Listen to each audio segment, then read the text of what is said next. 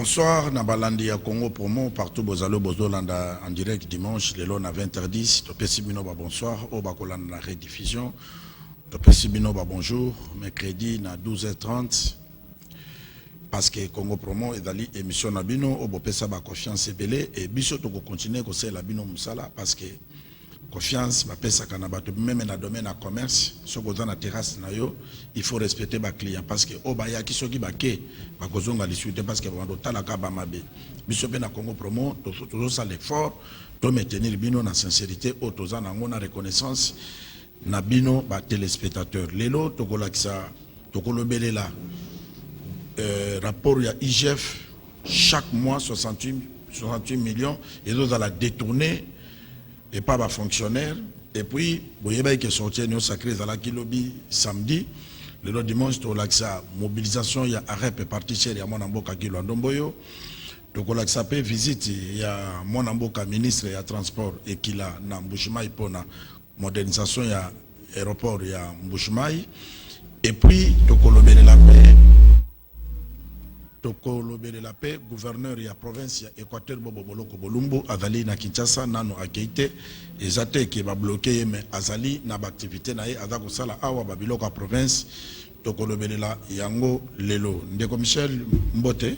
Mbote kumu kivete Mbote pe bato baolanda Congo Promo na mukwa lelo. Bato bazolo bakalinge tazo sala musala te mazo sala zo pesa ba rapport qui ta justice parce que rapport est bimi chef abimi rapport na lobby 68 millions et d'autres à la détourner chaque mois pour na et pas ba fonctionnaire. Est-ce que mboke ko avancer na ba détournement d'un on a par mois 68 millions. Oui, ils ont ibama, ils ont détourné, ils ont détourné, c'est trop dire, mais oui, ils ont ibama. Est-ce que mboke ko tonga na ba détournement modèle wana?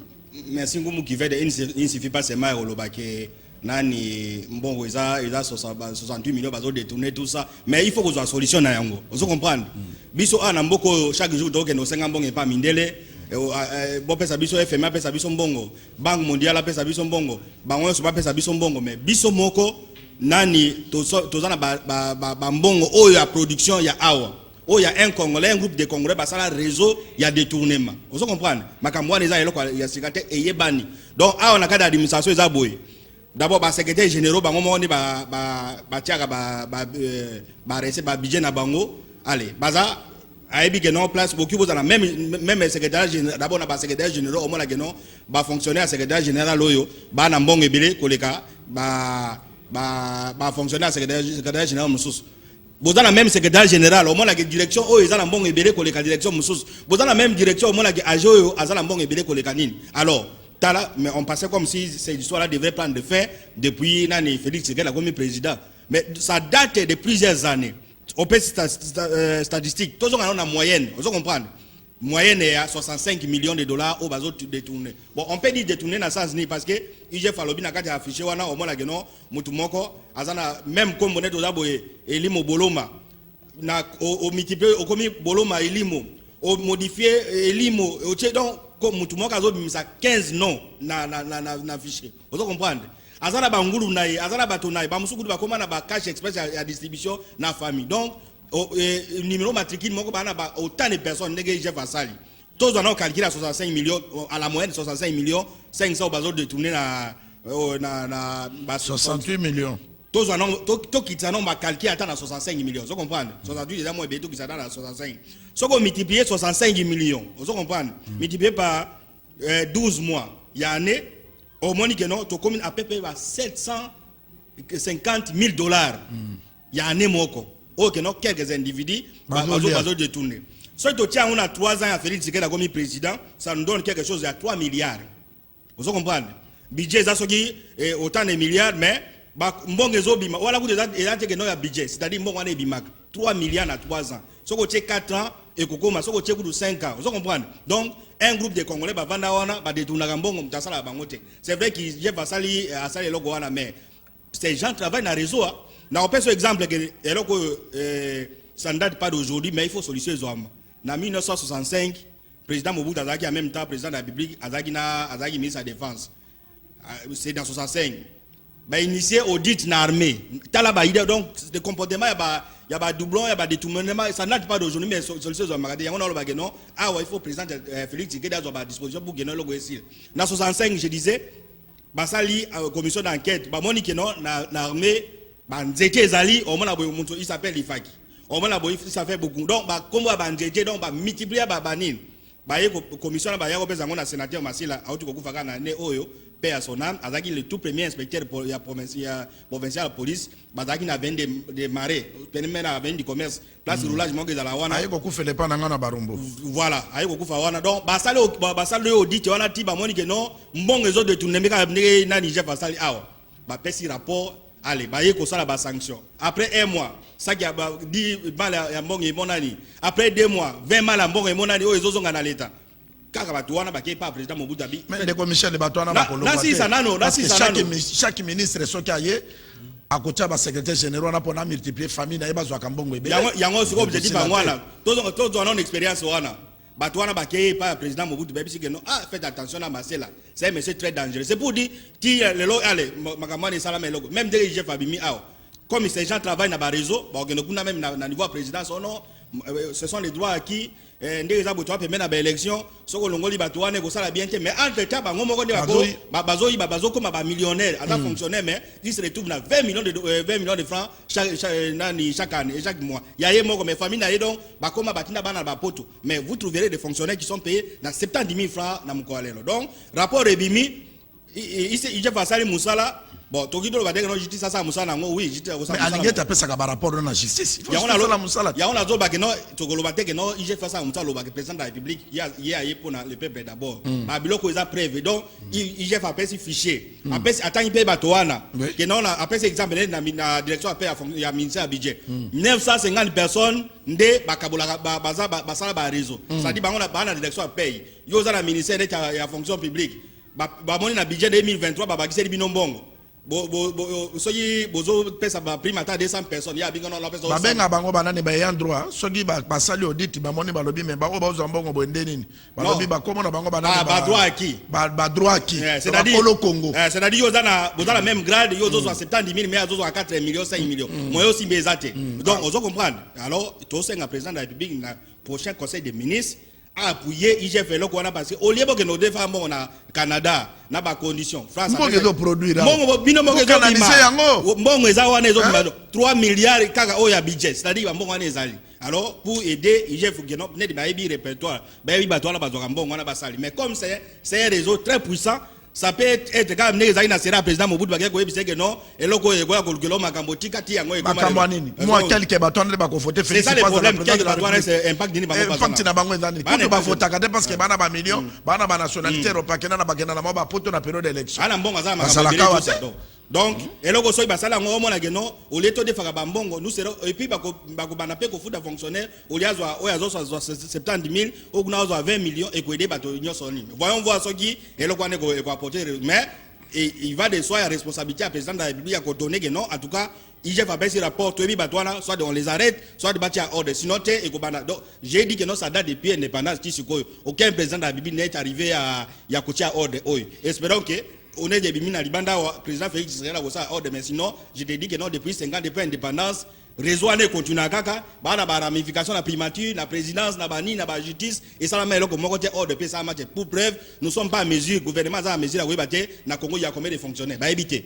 na Congo bana combien de policiers ba éviter pourquoi parce que un réseau ils a tout autour ya bato même ya ba conjolingo ça ko simba ko dala de droit qui ko ça boité bato ba ko se rebeller allez ça même en étant de droit makamane zo de mais merci de commissaire biso to ko lobana de ko lingete ke Congo promo et dans a besoin na yo parce que yo comme le président de la République au monde na 14 ans na ba journaliste na yo privilégié oyo ba mona kayo pour passer mais biso toza pona mboka toza ko sala musala toza na besoin ko kutana na yo non pona mbongo mais pona loko bimisi ya mboka vraiment félicitations Congo promo et dans a besoin et tout na yo ne fiske une interview ba 5 minutes pona makambo parce que mokonza mboka Félix Tshisekedi a quoi agir nango biso tozo senga pona amour à peuple na conseil de ministre ba fan de la likambo oyo ba suspendre ba secrétaire général ya ba miyibi o bazo yiba mbongo pona bango ba koma na ko pesa exemple mokonza mboka tala bandako oyo ezotongama na Gombe ba 8 niveau 10 niveau et ça peuple na ba 50 appartements mais kendo tala na ba appartement na ba congolais bazate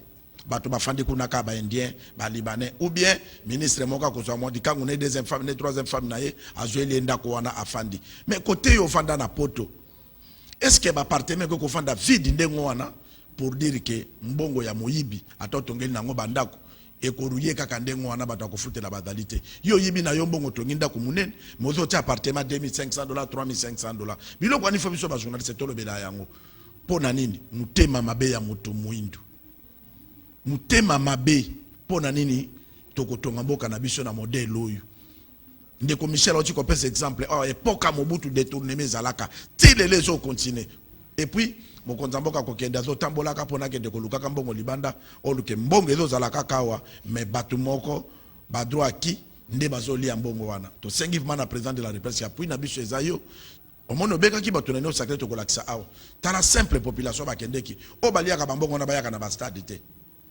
mais est-ce que koyoka mawa ya peuple na yote ndenge bata ko souffrir ke batu musubali ya kambo batambola na ba jeep merci ndeko Michel Assemblée nationale ba initier loi ya ba héros national mais na mboka oyo ba reconnaître ka musala oyo Mobutu asala te ndenge Félix Tshisekedi azabwa président de la République donc ce qui a accueilli appartenir na passé Mobutu na mboka oyo asala te eloko moko ya malamu te parce que comme on etanga makate bazo tchetche ni Tshisekedi héros national Moussé Rwanda Kabila héros national Lumumba azalaka ta président de la République na mboka ote héros national pourquoi ba honora Mobutu et puis c'est important na moment oyo ba lekisa ba loi ya ba héros national il fallait ba lekisa ba loi ya ba interdiction ya mbongo ke ceux qui mutu ayibi mbongo ba condamné 100 ans ba loi wana sala makate ba loi kaka ya ba héros national qu'est-ce que payer ko gagner na ba loi ya ba héros national na ba férié. Merci Koubou Givette, tu as bien dit.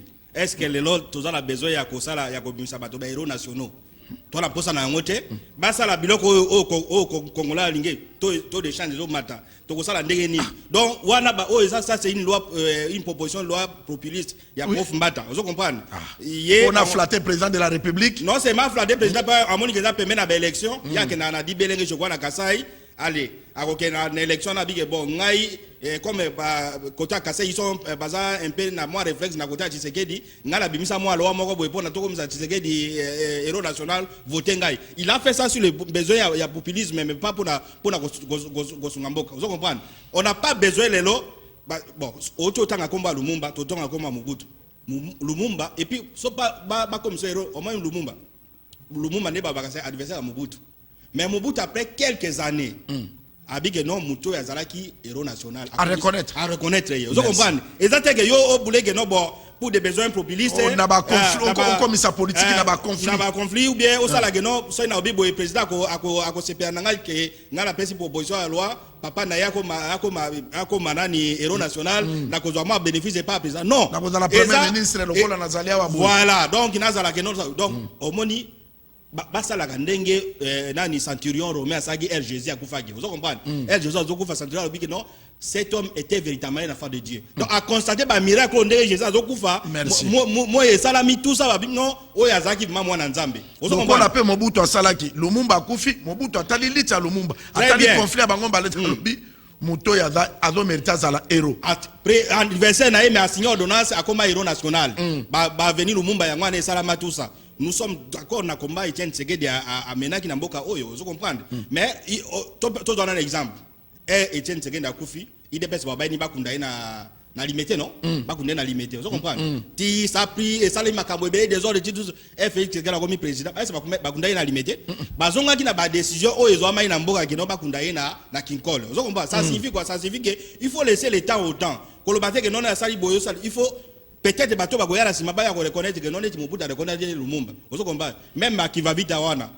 qui va vite même na soko tuni bana na cinéma na biso ba yebiete vous comprenez na livre scolaire exacté vous comprenez ku fela mboka ko yebite il se fait pas yo zala dedi on reconnaît Simo Kimbangu parce que ya kendeki Congo mobimba il se fait pas ko lobake non ngana bundaki na mbazangu Mundela ye yango siko ngana comme héros national bon bato ba kendeki Mundela komaki na Isangi.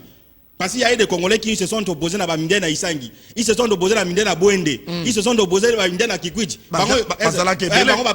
Baturoko la ba fanzo. Si ya kufifi ne mombali ya Mungu atalia biloko mindele te. Est-ce que batanga ka kombo na s'opposer à Baminde donc nini donc eloko et puis otolo ba eloko Mobutu. ceux qui les lois Etienne Tshisekedi, tout le monde doit reconnaître que c'est grâce à Mobutu. Vous comprenez? Mobutu Mdabimisi est ministre, tout ça, sali, l'opposition a sali. Ce qu'on reconnaît Etienne Tshisekedi, reconnaître peu Mobutu. Vous comprenez? Que non, c'est un héros national, n'a pas besoin de tout ça, surtout il y a unité nationale. Surtout il y a fait un tribalisme. Vous comprenez? Les autres tribalismes, donc il faut qu'on reconnaisse les bannis Noana. Alors, en bref, ma proposition a vraiment une importance. Il faut un débat républicain. Il y a qu'on reconnaître les valeurs. Il y a Bamboka. Vous comprenez? Si on reconnaît Kassavou pour la proposition de loi, il y a Prof Mbata, Azotia Kassavou, héros national. Comparer gestion, bon. Kassavou na Mobutu ba evro Kassavou ba tika papa na Mobutu. Vous comprenez? Parler du peuple bato vanda maréchal Mutatonga. Biloko nyoso eza basta de martyr, biloko nyoso basta de martyr. Réunification pour maréchal. O ya relié Congo Congo central na Kinshasa. Parler de mar. Barrage Inga do barrage Inga. Biloko Mobutu asali. Ndemo wana o tia héros nationalité. So qui critère à côté héros national ils a que non Mobutu a travaillé bien mais Mobutu a travaillé pour na mboka oyo. Bref pour la bogue non. Biloko ba loi na ya populisme mais oyo non tout ça la boy pas ba yo ka isa na ngona important et si ko ngosa bongo fait un débat pour tout le monde bato ba reconnaître dans mboka oyo vous comprenez bato net ba cardinal et tout ba nani ba cardinal malula vous comprenez ba bondi pe pour na mboka oyo vous comprenez ba yi ba sali mais révolution na histoire ba révolution za ka mutu moko de ba za ka ebele mais comment la teke no mutu moko boy o singulariser tout ça et surtout ya ba qui va vite wana qui va vite n'a pas mené vie que non la Congo mobimba est opposé na Mindele na très Mindele na Congo central vous comprenez mais il est congolais autant il va bafanzo il y a des congolais qui se sont opposés au babano kata bango maboko au rapport de liane au bao que l'esclavagisme est-ce qu'on a reconnu donc bref biloko on a bâti que là tout le baneti centurion le bail que non cet homme fut véritablement une affaire de Dieu même après Félix Tshisekedi soit accueilli après président Goya ba ko reconnaître que non Etienne Tshisekedi fut véritablement héros national to reconnaître et cause à la poids makasi ndenge le Mumba reconnaître qui nani ndenge Mumba reconnaître le Mumba vous comprenez merci ndeko Michel Lwangi ngai na kolobaka kake na mona kabato ebele balobaka pona nini nzambe apesaki ke papa na mama bazala banzambe ya se ya mwana parce que nzambe amonaki ke mona botami kobokola ye kotangisa akomi mutu alors a contribuer ndenge tata ya likolo na se ndenge po nzambe akabolaka gloire na mutu te mayaki kokabola gloire wana ya koloba ke papa na bakoma banzambe ya se l'état na Congo eloko na oloba je pèse bien mes mots soki to ko reconnaître ka Mobutu te to kozala toujours na ba problème d'abord un chef coutumier bakundake libanda te ba continue biso ba disposition ya kolongola bembe ya maréchal na Maroc ba ya nango na Congo pour na Congo ekende liboso parce que bo se rappeler na Mobutu mais c'était aussi une promesse à président Tshisekedi alors ba que no akoya na bembe ya Mobutu mais là merci de comme biso to uti na Guado il y avait des esprits bazoloba balobi nkumu lokola yo komi akende ko bisa Félix Tshisekedi na profiter na babiloko ba loi ya ba flatterie oyo bakundaka chef coutumier libanda te Mobutu aloba na Mindele alobi bomona kakaka fortune na Mobutu mais énergie nanga oyo naza kosangisa mboka ezala bomoko bomona ka yango te ezalaki message il faut ba autorité na biso bo exploiter yango bo honorer Mobutu parce que Mobutu azali racine pivotante ya mboka oyo atongi ba gelo minene na mboka oyo l'état bozo reconnaître yango te bakoko bakopambola mboko te to kozala toujours na problème spirituel pona kozanga ko reconnaître maréchal Mobutu nabino ba député o bomona ngo lokola to tanga ka été pona to gagner mbongo mais kitso zo vande za lokola mona zo wanga na papa na ye mais François zo loba wana papa mutafutela ka minerval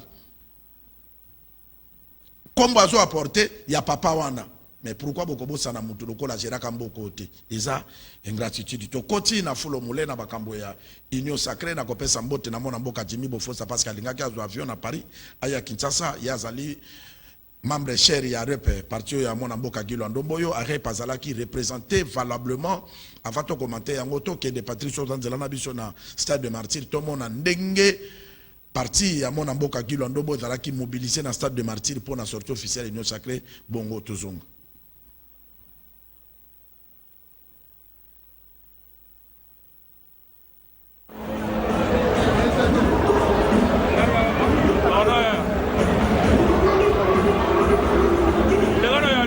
Samedi 29 avril 2023, le stade de Martyrs de la Pentecôte, rempli comme un œuf, à l'occasion de la sortie officielle de l'Union sacrée pour la nation, la plateforme politique et électorale qui soutient la candidature de Félix Tshisekedi Tshilombo pour sa réélection. Véritable démonstration de force pour les camps présidentiels grâce notamment à l'apport déterminant et sans équivoque du parti politique AREP agissant pour la République du ministre d'État Guilwa Ndomboyo qui a mobilisé à lui seul près des 3/4 du public présent au stade de Marty.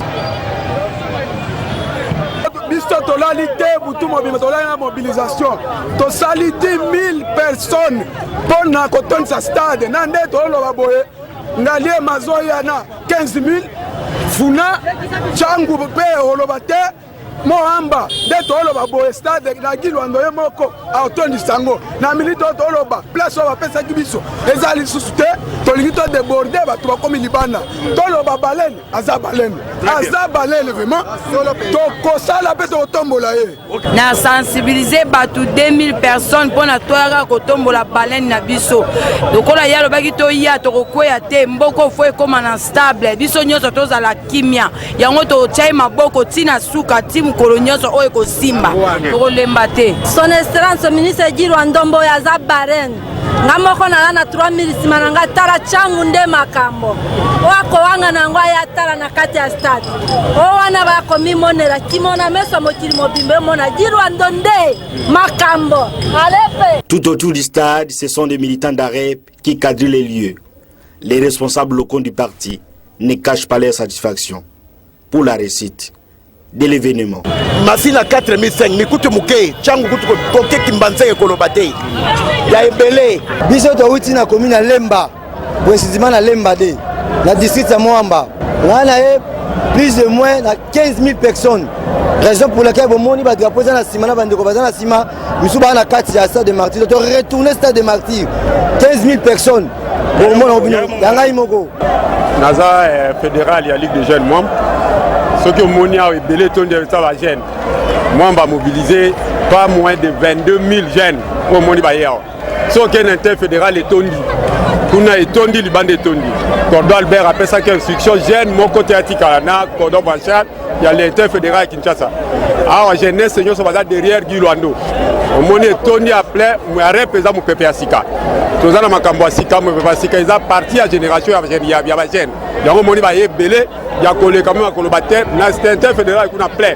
Si on vit dans triomphal plein, na kati et tout di place ezate. On a moni penda qui arrête donc ezo ya danser et loko ya sika. Bato ebele ngano tina kalamu mais na district ya Funa. Donc Funa mobimbe bukani nego zomona ba drapeau na Funa et tondisi. Difficile de se frayer un chemin pour entrer au stade où la tribune d'honneur A et B, le pourtour, envahi par les militants du très célèbre Guilwa Ndomboyo. Il suffit seulement d'observer scrupuleusement le stade.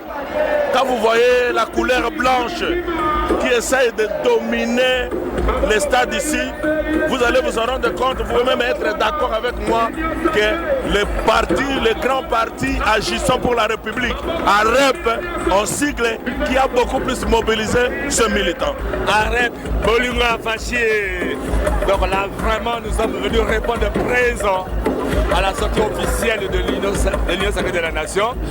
On va amener le chef de l'État à la victoire finale et tout le bac au PC Fachi, au PC AREP. Donc nous sommes là et voilà, AREP est rangé. Et félicitations à notre initiateur, son excellence Guilwa Ndomboyo, qui ne ménage aucun effort pour donner au chef de l'État un second mandat. Et il le fait, nous AREP, nous répondons toujours présents à l'appel de notre initiateur du parti. À peine arrivé à l'espace politique congolais, le parti politique AREP, agissant pour la République, du ministre d'État Guilwa Ndomboyo, commence à déplacer les montagnes. Véritable rouleau compresseur qui vient d'entrer en action. Avec un effectif de 67 859 personnes mobilisées pour les stades, selon les statistiques officielles, Guilwa Ndomboyo confirme son statut de l'un des leaders politiques le plus populaire du pays.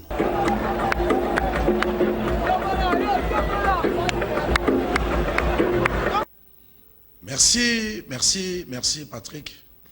Ndeko Michel, AREP vraiment parti Botami, même pas 10 ans. mais ekotia bato panzi likolo parce que parti sérieux boye ba siège ba fédéral ba partout et puis na martyr a sali mobilisation moko énorme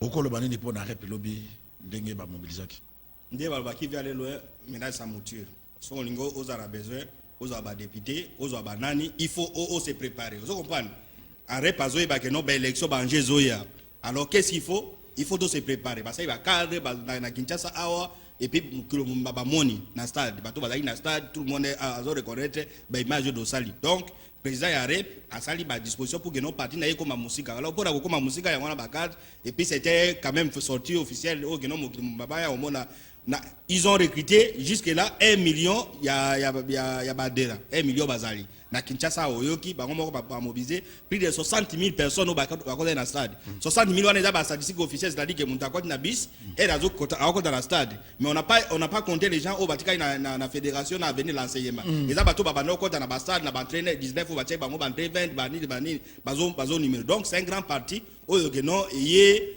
mobilisation à Sali et l'équipe même parti traditionnel au na Kinshasa et les gens même se sont rendus compte que non au y aurait pas Sali en tout cas pour na soutien à sortir plateforme à chef de l'État nani c'est une bonne chose alors na ina loba nazo ngana na o salame à part mobilisation et salame ba reconnaître mais ba leader o ya union sacrée pas respecter quand même ba militant vous comprenez il doit faire la différence entre fali soka bedi concert un concert prévu à 10h à 19h congolais gozela fanatique na gozela ou bien match ya RDC Tunisie ko ba 21h mutako na stade ni yo bengi bato na 10h 12h stade tondi mais bino boye ba 17h Jean-Pierre Bemba essaie d'adresser na bateau. C'est des arrêts vides. Vous comprenez? Donc, bah, respecter quand même ce que lobby, mobilisation, ça même à Kassiti, 12 stades de Tomoni Ao. Mais bino leader, vous avez tous les moyens, vous saviez que non, meeting ego salam. Bino bato, ma président, il y a union sacrée. Meeting ego salam, meeting à bino bazali. Mais bon, vandi, 17h, on s'est adressé à la public, stade vide. Alors, beaucoup les adversaires peuvent nani kozoka ba image wana ya bino tala baton ba salagi stade vide mais en réalité boton ça stade donc il faut ba ibagala wala ko sa différence entre musicien na bino ba politicien vous comprenez parce que ba Congolo ba yaki wana comme on a dit que non ba fanatique ya union sacrée non muto c'est pédi que non na kende parti na ngai ebe ngana kende na mona pe bambia ça pe na ba occupation ni muso lokola ba chaki 12h soki komi 10h ti ba 12h na kozonga na nganda kuna ke ba occupation na ngamusu bino bokomi 17h bino komi 17h ça ba ngolo teke bokangi bango basinga tuna bato ba gena ça des messages ni bozoki ba ki message dépassé vous-même vous êtes venu en retard donc ba keloko wana ya ko fidéliser est-ce que des commissions eza erreur ya organisation te non mais bah mais comme ici le col musicien non c'est ça c'est-à-dire que non je ne peux pas dire que bah on va bonner que non stade de Cotonda après midi parce qu'ils ont mis des moyens mobilisation des arrêts par ça vous comprenez mais ils devaient savoir que différence entre naïf leader politique n'a fallu eza différent vous comprenez fanatique ya koya kozala bani mais on est là combat politique bato ba yaki lelo na union sacrée demain peut aller na ba Katumu na ba Fayulu donc ça le fidéliser bango que non en tout cas ils nous ont respecté ba bengi biso na 10h le stade est tondi maman na ka leader na nga za ponctuel alors ba ki boye bino ba leader boye ko ba 17h ba 17h30 stade vide vous comprenez donc ça la bien passé vous choisissez des femmes militants vous comprenez bon donc ba rel wana ka eza lokola yo moteki ozo sakana na mosombi or que client ba bonde la kaye. Merci de commissaire sondage Bimi Félix Tshisekedi du 2023 président de la République. Bon, eloko tolobi awa o batwa Bercy na ba nani Jek ba yego sala c'est ce que Congo Promo disait ici na kada Congo Promo oui soit toke élection na tous les candidats vous comprenez tous les candidats soit toke élection naturellement je dis bien naturellement ma président de la République Félix Tshisekedi nous avons donné des raisons d'abord son bilan, il a travaillé. Les bilans largement positifs. Les négatifs, mais il a travaillé. Ça fait une des raisons pour de voter. Deuxième raison, Azara Bato Yaye, Oyaye Abakila. Vous comprenez? Neti, ta province d'origine, Bakasaye. Non, Bakasaye, IDPS. Non, non, IDPS. Bon, on appelle la raison. Fervere Oyo. Mutu Kasai azanango na Kasai pour na Félix Tshisekedi atikala eza différent na ferveur ya un IDPCien ou Azana Ituri. Vous comprenez? Donc il faut qu'on s'en aille. Donc deuxième, et puis c'est ça m'a bêté. C'est-à-dire il a sa base sociologique. Deuxième élément, comme ça, Abima président, Azana Batouné, oh, Baza, Yabakila, Babikena, Atika la pointe, tout gérer, tout la famille présidentielle. Troisième, Azuba leader à Miakasi. Vous comprenez? Azuba leader, oh, Moni Awa, Bagi Luando, Jean-Pierre Bemba, tout ça. Oh, Moni Gazi, Bamboso, Banani, Bazi. Donc, Azuba, grand leader, il y a vers moi, là, ça de Tondaï. Vous comprenez? Ça de Tondaï. Donc, au Moni qui est à côté, il peut gagner l'élection, soit il va gagner. Mais, Tolobaï na Congo pour moi, Awa. Et quand on a combat Makasi, Sogi, Félix Tshisekedi, à cause un leader de l'opposition, c'est-à-dire quand l'opposition va se réunir, à prendre leader moko, en tout cas, match comme ouvert. Mais alors, c'est quoi ça là? À ça là, non, n'a pas collaborateur, parce que la politique est normal, il y a que collaborateur, n'a pas continuer, ça là, n'a dit que non, Fayulu Katumbi Mutu. En politique, c'est possible. À quel point Fayulu, mais il y a président élu. Comment on dit que la Katumbi? Non, il faut un candidat. Katumbi, toi tu as plus d'argent que Fayulu. Yo ebani Congo Kende. Matata yo zayi premier ministre, premier ministre FM Bandimagayo, Kende président. Yo mukwe ngoza prix Nobel. Alors au moins que ba collaborateur ba menacer ba président na bango na ono bon soko yo Fayulu soko ke na Katumbi atukanga na longwe na poste na ngai. Vous comprenez? Au moins on peut les déstabiliser na ndenge wana. Ndenge Kabila ba banda ko sala. Kabila zo ba cadre IDPS le la période la premier ministre nani papa. Même ba di banga même ata oyo nani Ochibala tout ça. Ozo komba Kabola IDPS. Ba kulu tuna biso ba ngeli photo. Kabola ba benda bango. Donc ba koma ba opposa. C'est non ba. Mais so ba tiki bango que non union sacrée de ton du stade. En tout cas, l'opposition va s'organiser, ça serait une erreur grave. Donc, Yemoko Félix Tshisekedi a gagné l'élection dans le réseau de Saliwana. Et puis, il faut être plus raisonnable, plus clair, plus crédible, plus neutre dans le sondage. Ils ont dit, Félix Tshisekedi a gagné l'élection présidentielle, mais 76% il y a sondé par Congolo, le pays va mal dans la gestion au Premier ministre. Vous comprenez? Le Premier ministre va bloquer les autres, ça va bien. Bloquer les autres, banzele kufi bataki banzele kufi transport économique facile tout ça. Donc premier ministre travailler mais basala ka conseil des ministres chaque vendredi et ou bien peut-être premier ministre abimaka na cité te amona ka babiloko wana te.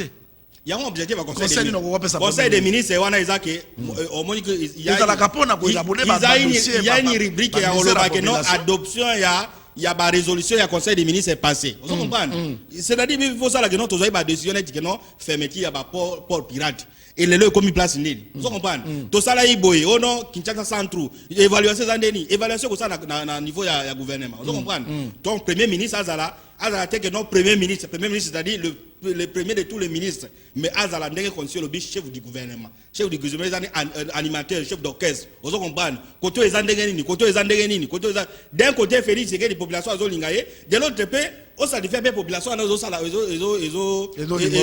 parce que Congolais au Guédé bon, n'a voté qu'à net, il y a 100% Congolais, n'a voté mais n'a monnaie local malonga salité, ils ont la bienté, n'a voté 100% Congolais, n'a monnaie Kassali Moussala, ça sera plus très bonne chose.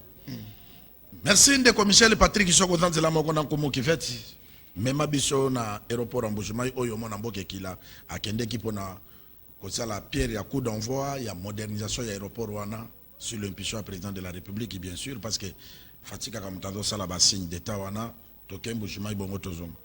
Pose de la première pierre pour la construction d'une aérogare en Mbujimaï, chef-lieu de la province du Kassai oriental, par le vice-premier ministre, ministre de l'Intérieur et Sécurité, Peter Kazadi, ce samedi 22 avril 2023 à l'aéroport international de Bipemba. Cette cérémonie officielle a été honorée par la présence du ministre des Transports et Voies des Communications, Maître Marc Ekila, et celle du ministre national des Finances, Nicolas Kazadi. Ces membres du gouvernement central sont arrivés au Kassai oriental ce même jour et ont été accueillis au pied d'avion par l'autorité provinciale Patrick Mathias Kabeyama Tchabidi pour le VPM Peter Kazadi et le ministre des Finances Nicolas Kazadi. Quelques instants plus tard, le ministre des Transports et Voies des Communications, Maître Marc Ekila, a été accueilli par le ministre provincial de l'Intérieur, Ananias Mouzadi Kankonde, accompagné d'autres personnalités politico-administratives du Kassai oriental. Après le mot de bienvenue par le maire de la ville de Mbuji-Mayi, le responsable de la société Aiwan Bulges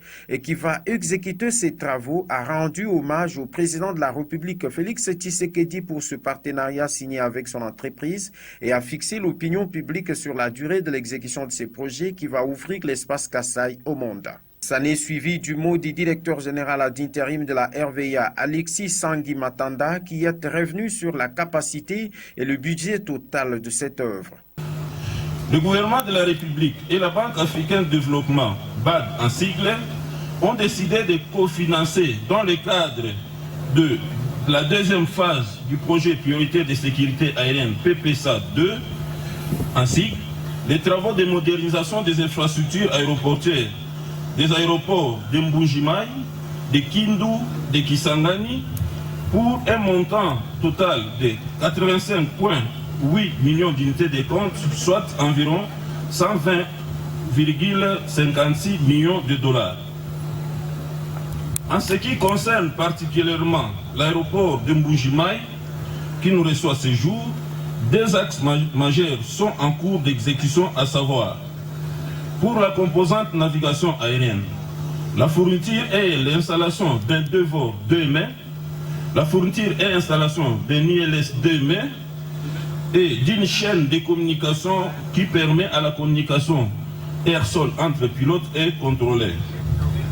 Pour la composante infrastructure aéroportière, la construction d'une tour de contrôle, d'une caserne anti-incendie, d'une centrale électrique, la réhabilitation des chaussées aéronautiques et balisages lumineux associés, l'assainissement ainsi que les contrôles et surveillance des travaux. De son côté, Patrick Mathias Kabeya-Matiabidi, gouverneur des provinces, s'est dit prêt pour accompagner l'entreprise attributaire de ce marché de construction jusqu'à la finition complète de cet ouvrage qui va améliorer les services de transport aérien dans sa province. Pour clôturer la série de mots des circonstances, le ministre des Transports et Voies des Communications est revenu brièvement pour demander à toute la population est-kassaïenne à célébrer le chef de l'État, Félix Tshisekedi, pour cette grande œuvre qui sera implantée à Mbuji-Mayi, chef-lieu de la province du Kasai oriental. Tout a été dit. Et pour l'instant, je vais seulement vous dire une petite chose. Aujourd'hui, c'est l'occasion pour notre province de célébrer son Excellence Félix Antoine Tshisekedi Tshilombo, chef de l'État.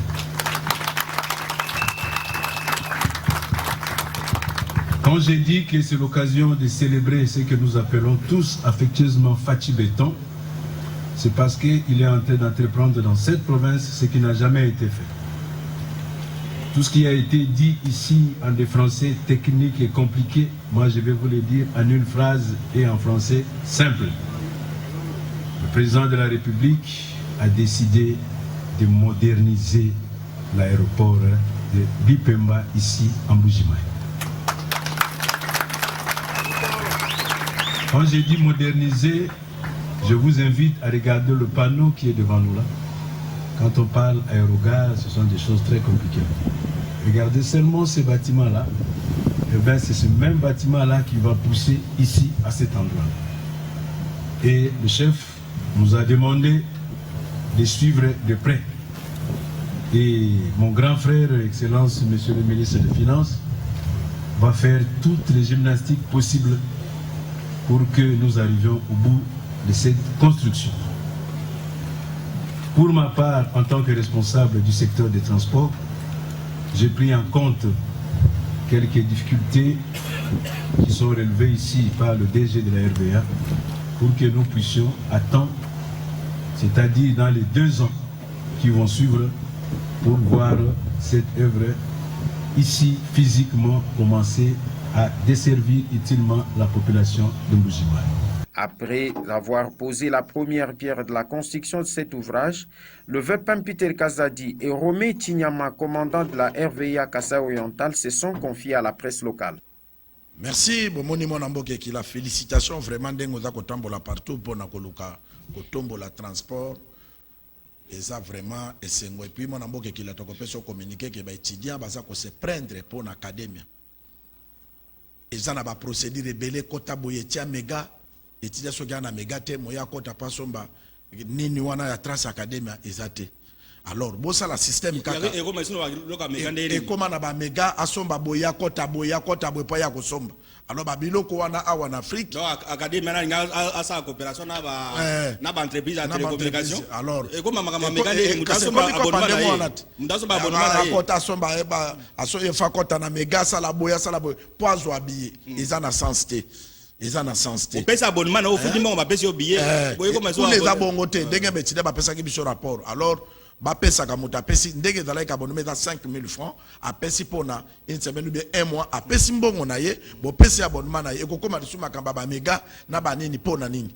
Donc excellence rapport baétudia bapesi yo yango wana vraiment sala yango parce que soki ozomona trace académie yango wana etondi na palais du peuple ezosala même pas recette parce que baétudia bapréféré bazongela babisi na bango ya kala olie banyokwamaka na basomba mega asala boye akota boye akota na trace académie sala boy wana ekomi cop na ba société de communication pour na boganyaka ba pourcentage en tout cas eza yote meza DG en tout cas ça l'effort autant la côté wana message ba étudiant ya République démocratique du Congo batindeli yo awana Kinshasa yango wana ndeko Michel Lwangi Bobo Boloko Bolumbu gouverneur Équateur azana Kinshasa.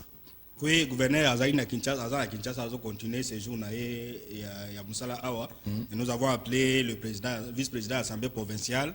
Et lobby samedi a tourné mission le dimanche. Oui, non, nous avons demandé les dernières informations. D'abord, ces jours, a des députés nationaux, des députés provinciaux, des bureaux. Le ministre intérieur, tout ça. Donc, ces jours, ils ont continué. Alors, président, je disais, vice-président, n'est de sortie union sacrée salamagi samedi. Vous comprenez?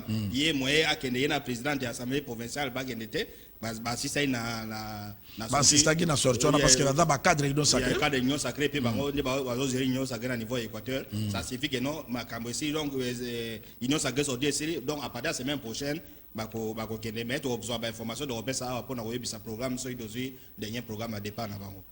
Merci Bolandi ke Bobo Boloko Bolumbu azalaki awa soki azongaki samedi te parce que sortie officielle ezalaki samedi ya union sacrée na yena moi président de l'Assemblée provinciale baza ba cadre union sacrée bazali nano awa mais kozonga ya mokonzi ayaka awa koluka parce que nyonso ezalaka awa soki bozomona ba minda bozomona nyonso Boloko asali ezali po akotaka na se ya mai abemi akangimbi sinda yeli bana balia donc azali nano awa azobunda. Toutefois, ce qui a l'ingazonga, Congo premier quoi, ça va n'Équateur que vous allez bérer l'aéroport jour tel pour Naboyamba, Bobo Boloko Bolumbu, gouverneur de la province, il y a Équateur. Ndeko Michel, commandant ya CAC a démissionné.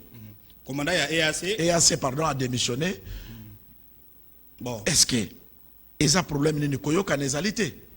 Ou bien parce que Mboka Oyo M23 Tikaki batu bande ko gérer bango.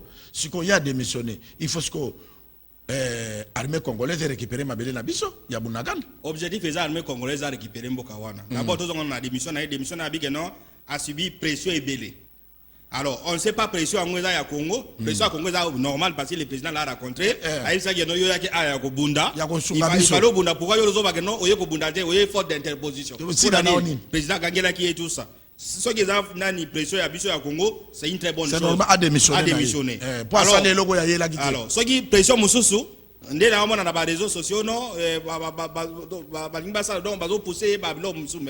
gouvernement a ça tout à récupérer Bamboko M23 Libéraki. Ça prend beaucoup de temps. Vous comprenez? Pour la M23 zone en Rwanda. Oui, on a pas place à la M23 bango babiki no abando kotika bazone o bande ko occupé. Le gouvernement a la mission de défense besoin programme avec non réunion il y a expert et ça la major Boitel les jours suivants bah chef d'état major ya EAC les jours et l'année ministère de défense bah ministère de la défense et ça managom mais Rwanda lobby a participé depuis Rwanda lobby a participé til le makamani là alors mais entre temps makambo là mais bah Ougandais bato ba yakina EAC ba yeko vendre d'abord ils disent que non c'est une faute d'interposition ba ko bundate oui mais au gouvernement team colonie donc et puis tina nini interposition ya nini na mboka ya bato donc on va faire na mboka na bino parce que bino boye ko sunga biso gouvernement zo ba disposition nyonso ya kozongisa autorité ya mboka wana donc chef de l'état va convoquer sommet ya CAC passé ba CAC ba ya izaina sommet na Luanda vous comprenez ba kele na Luanda ba pesa bango ultimatum que non tozo pesa bino CAC bobima même dans 30 jours dépasser 30 jours to yeko récupérer mbo eza ya biso parce que oyoka président ya Uganda ya nani ya Burundi abaki no to ko quitter wana jusqu'à ce que armée congolaise vous a organisé yo yé mutawa ko organiser armée na biso avec quelle idée vous comprenez et puis na kamo galika mona chaque fois de Michel comment bato ba ko pesa biso les soins que tozana armée té en même temps sur l'état na biso za sécuriser l'armée congolaise ben institution république da sécuriser biso to fanda na Congo to sécuriser et mutapesi eloko wana ezaka ka ba journaliste na biso te na ba politicien na biso te to na armée te mais mboke bimaka to futa armée pourquoi eloko o wana balobango chaque fois que tozana armée te en même temps biso tozana armée oyo mboke bimaka ba futa maka so ki armée za la kate comment ba nommer ministre ya défense. Voilà, c'est un contraste. Bon, il y a une armée. Mais ce qui c'est-à-dire que non, vous laissez les forces négatives, la rébellion va occuper vos carabines, vous avez mesure à combien de bangoté. Vous comprenez, c'est le bango sens na bango armée. Vous laissez nani ba pays étranger ba ya na pays la bino ba se griser. Donc pour la bango, le fait que Congo a zone d'ima, ba EAC, Congo a zone d'ima, ba force ya sous région ba ya awa, to en armée mais armée zali. Mais gouvernement c'est quoi dit sur quoi tous senga chef de l'État gouvernement ba sala tout pour que non ba récupérer on ne va pas laisser EAC ba vanda ba chef d'État nani commandant supérieur non si sa place a démissionné mais ba nommé Moussous dire na bango za wana na est ya Congo pendant le combien d'état toi ba que non ba ko sala après 6 mois ba longwe mais il faut calendrier ça là o ko ba na mboka ba to dege no ti mukolo bozo armée armée ngo za ndeni ka ndeko lobi mukolo ko somba ba satellite ya armée mukolo to za na ba drone 1 millier de drones na mboka ndebo armée ko za non vous êtes venu par invitation et puis tozo senga bino bozo ngado na moni ba question ba tout ni ba lobi maman Anastasie Kutuna Goma lobi nkumu question tout n'est important pourquoi balobaka ke armée zate or que biso dozana armée mbongo ebimaka na basoda donc soki eza bongo te kasi basoda na biso balongola ba uniforme comme ba civil mama biso dotuni question kaka to ebika armée zali mezali kaka campagne intoxication ba rwandais ndenge ba mona ke to na armée te mais biso dozana armée parce que soki tozala kana armée te nde Congo comment toilette publique répondre Boris a tunio abenga badia Lubumbashi abi championnat katani premier azo bima vita lupopo mazemba rozalate qu'est-ce qui va se passer né de babi championnat katani donc mazemba malo ke coupe d'Afrique té les andé ndenge elinga ke zonga na mois de même apparemment championnat katani donc les 3 premiers wana na mois classement nda mois bazo bima c'est quoi imaginez que non mazemba ke na coupe d'Afrique té ils ikatombe non répondez comme ça oui de commissaire tu dois comprendre que mboka oyo bazo boma sport nanko pour équipe munene lokola tout puissant masembeza valeur ya République démocratique du Congo et qu'il y a des coupes d'Afrique té pas championnat c'est là on a championnat c'est là qui té et en sens té et loko ana soke salami il faut population boya parce que imana soke akei et loko malonga pesa kate deringi lelo soko tuni bano bakokisi ba 35 ans ba mona na coupe té vita bano bakokisi ba 35 ans 40 ans ba mona na coupe té équipe longola kabiso nda tout puissant mazembe qu'est-ce qui manque dans gouvernement abimisa mwambongo pour na équipe wana beta coupe d'Afrique et beta lina pour la championnat c'est là baya même na Kinshasa bango beta basanga na Kinshasa beta championnat baya nani akobima pour na batinda ba équipe ko kende coupe d'Afrique mazembe soke tikali c'est une honte balobaki batie Kaboul on a parce que Kaboul est sport congolais oui Kaboul a ta confrère Kaboul a yebi komo ki veti beta ngana la gisa communication des SMP je connais Kaboul pas yebi komo ayebi ndenge sport congolais et fonctionnaka ceux qui bango bako quitter mais problème est que non un Kaboul journaliste ça n'a rien à voir avec un Kaboul ministre parce que alobaki que non ba beta nani Fati Cap ils a que non FIFA ko pesa mbongo tout ça en réalité ça que FIFA de CAF va yebi makamona de donc il y a quand même aye ko même makama populisme journalisme na gouvernement ceux qui Kaboul a sala ke lokandengo wana po na landa kite na kokamwa c'est que mboka na biso français to lobaka to metaka ko na pratique te organisation ya FIFA akende ko bimisa na Fati Coupe FIFA azana ba programme ine apesa FIFA tia lina foot ezana ayebi CAF azali sur Afrique nde basala lina foot championnat national biloko wana CAF muta chapotango yoke ndokota Fati Coupe et puis FIFA financé kapo ka fati na mbonga eza Ethiopia ko sala mate wana ezali makamba yango CAF bango ma secrétaire général CAF abeza makamba lokuta oui eza makamba lokuta eko ko sala mate tala ka bangote donc toyebi pi makamba ba le biso tout et lo ke ezali awe ezali ndeko Michel basala eloko wana ceux qui le battent des championnats, on a même les Congolais qui télémela yango. Basala moi table équipe moko restreint bien néwana et bet à quelques championnats pas dénicher nana ko makende parce que tout puissant mazemba ko tikalate. Merci comme que veut comme na suka émission. Nani de commission ngade na ko pesa mot de la fin pour na koloba ke mbongo ebele oyezo maloko la 68 millions oyo IGF apesi pour bato bazo détourner. Non, ebela mbongo bazo président de la République on peut faire ça ba ko aligner président de la République pour l'intérêt à jeunesse. Basa eloko oyo mbongo wana esi na pour l'intérêt à jeunesse dans championnat zo katana me ba individu bazo yiba mbongo. Ils ont un sens de Michel le communauté de la fête. Topesi bato balana Congo promo ba pesa biso confiance obi que non awa to ba makambo sans tabou to ba makambo eza réel au population zo se nango et nous sommes fiers ya kozala bozai belé bozo olanda Congo promo.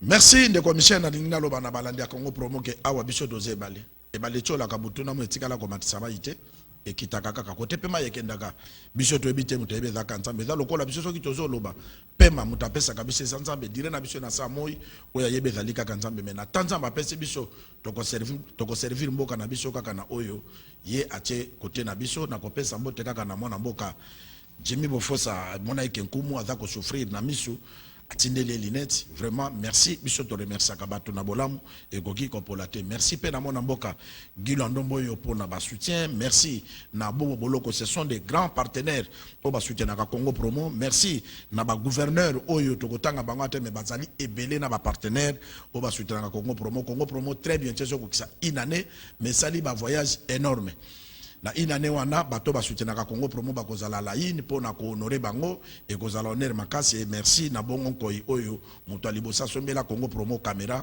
nkomona de commissaire bazali balé o bakanga mabokete bye